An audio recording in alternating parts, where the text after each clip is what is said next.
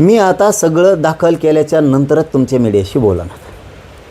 Document काढत आणलेत जवळपास आमच्या हायकोर्टातल्या वकिलांनी.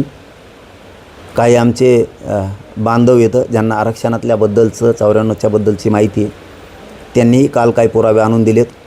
उद्याच्याला म्हणजे शुक्रवारी ते पुन्हा आणखीन कागदपत्र आणून देणार आहेत, कारण न्यायालयात जायचं म्हणल्याच्यानंतर आम्हाला भक्कम बाजू मांडावी लागणार आहे आता, आणि ती पूर्ण तयारी आम्ही करतो आहे.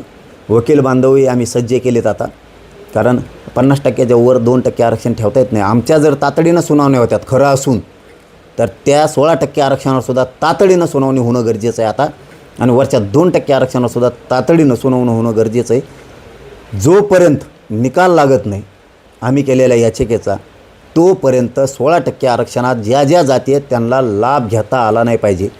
हे न्यायालयात आम्हीसुद्धा बाजू आता मांडणार आहेत, कारण आता तुम्हाला जशाला तसं आम्ही खेळणार आहेत.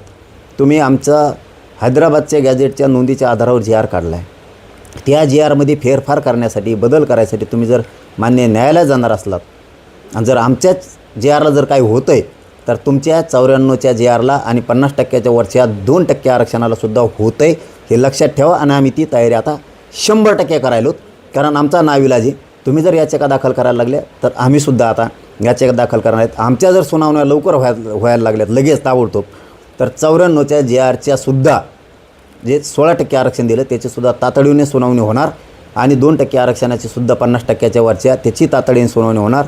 आणि आम्हीसुद्धा तीच मागणी करणार आहेत माननीय न्यायदेवतेकडं, की जोपर्यंत आमची याचिका माननीय न्यायालयाच्या पटलावर आहे, तोपर्यंत 16% आरक्षण ज्या ज्या जाती खात्यात आणि 50%च्या वरचं 2% ज्या ज्या आरक्षण खात्यात, त्या जातीचं आरक्षण थांबवण्यात यावं.